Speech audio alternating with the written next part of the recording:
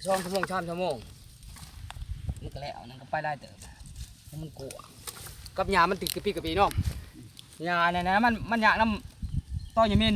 ต่อขี้แหดเนาะตับต่อขี้แหดนั่นบ่มีดอกขี้เม่นมันพัดตุยแหดนี่จะได้จะเปิดป่ะ ก็จะกระซับด้วยฮะจะเอาไปเจ้ากันเอากระชามาหอยสบายดีมื้อนี้ทุกคนมื้อนี้กุ้งกับมือวันอาทิตย์ออกหมาย3 ค่ำเดือน6เนาะเธอว่ามื้อนี้บาบ่ค่ำอายุวัยะอยู่สวนคือเก่า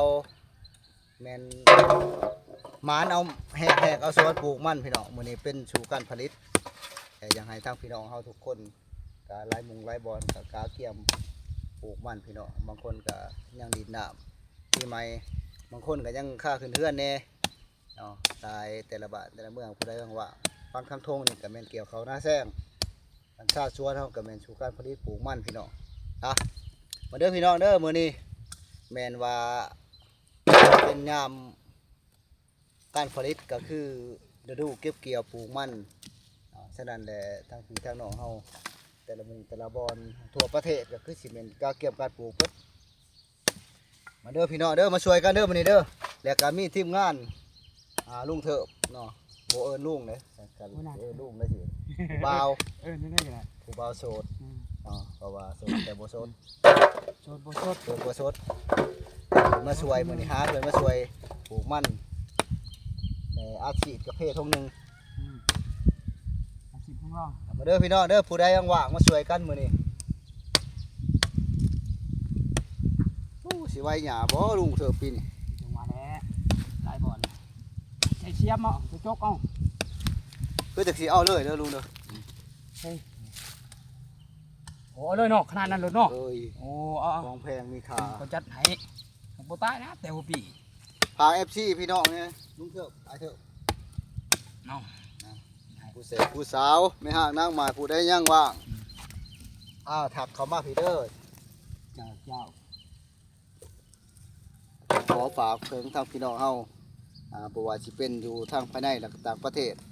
เนาะเพื่อนมิตรสหายทุกท่านแล้วก็ทุกคนเนาะมื้อนี้จะมาทะลุเข้าสู่การผลิตก็เป็นมื้ออันสำคัญแล้วก็เป็นมื้อที่ดีแน่เพราะว่าธรรมชาติเพิ่นก็ตกให้ใช้เวลา2 ชั่วโมงวันเนาะลุงเถิบแม่นแล้วแต่ว่าบ่มีลมโอ้ดีใจหลายแต่มีบางเฮ็ดเล็กน้อยมีบางเฮ็ดเล็กน้อยนี่ลงหมวกไปเว้ยหมวกก็จักไปใส่เหือนลมปิวลมนิดหน่อยบ่เนี่ยรู้สึกกินกาแฟหรือบ่ยังแม่ไปกินบ่นะสิเวลาโอเคก่อนผู้เด้ออันนั้นเว้ยกระปิดดุคุณผู้ลงเลย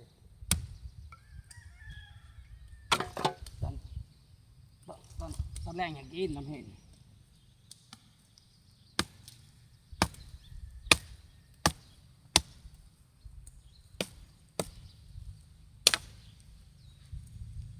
มาเด้อพี่น้องเด้อมาช่วยกันปลูกมันเด้อนี่บ่าวคำปลูกได้เด้นี่นี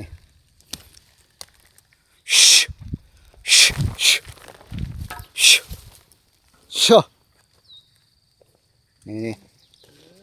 ตะไทยหยุกหล่องเลยพี่น้องใช่บ่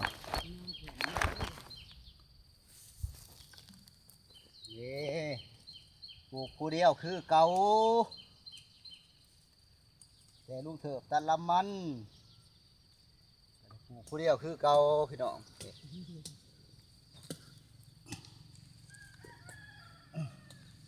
ปลูกสานี่บ่ผู้เจ้าเป็นลูกเคยเด้อปลูกมันสานี่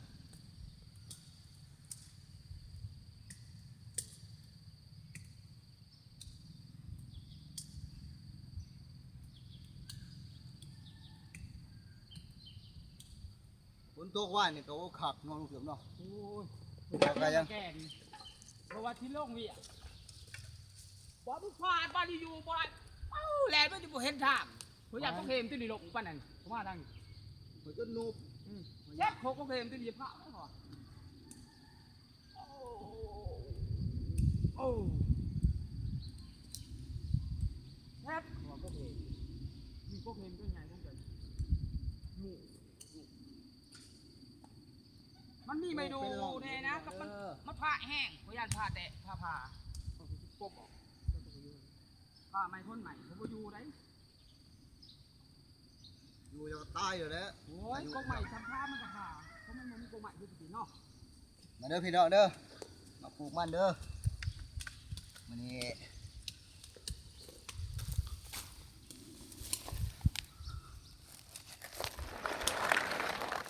นี่เขามาปลูกมันปลูกผู้เดียวคือเก่าคือลุงเถอะว่า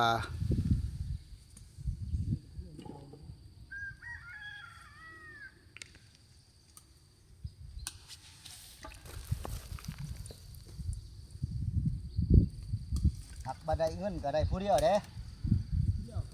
ได้ผู้เดียวบันไดหลายดอกได้ผู้เดียว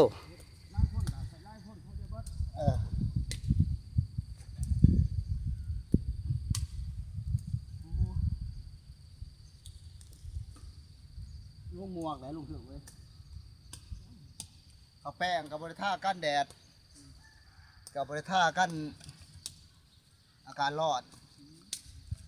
นากระสีดำเฮ้ยกระสีบุขึ้นเด้เอาคืบหนึ่งเด้อลุงเถอะเด้อ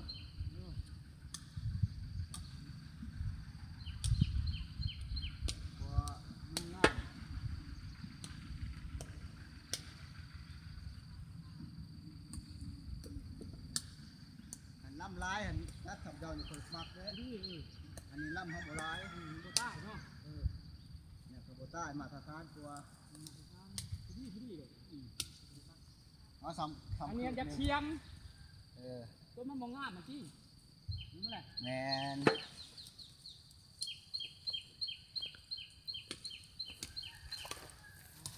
เอ้านี่นาทำปลูกเองที่อยู่ข้าวซอยก่อนที่ก้านข้าวซอย จะพอแล้วนะลูกมานะกูเขาลุงเถือตัดดู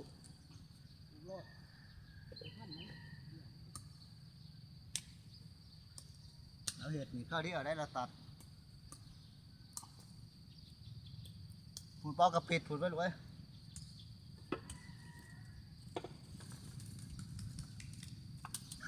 นี่ลูกเขาครับนี่ตัวนี้หันยาวโพดจุ่มก็สิว่าล่ำหำโมลายส่วนหน้าก็บ่มีได้ฮะ